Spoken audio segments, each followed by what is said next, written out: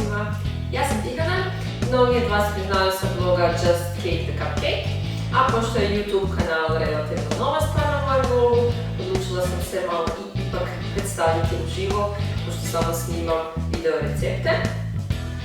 Nadam se da ste me već zapratili, ako niste, pretplatite se na moj kanal i obećajem da će biti puno dobro. Odlučila sam napraviti mini mafine, koji su zapravo mini krafnice i koje nisu pržene, već su pečene i još nešto imaju u sebi borovnice.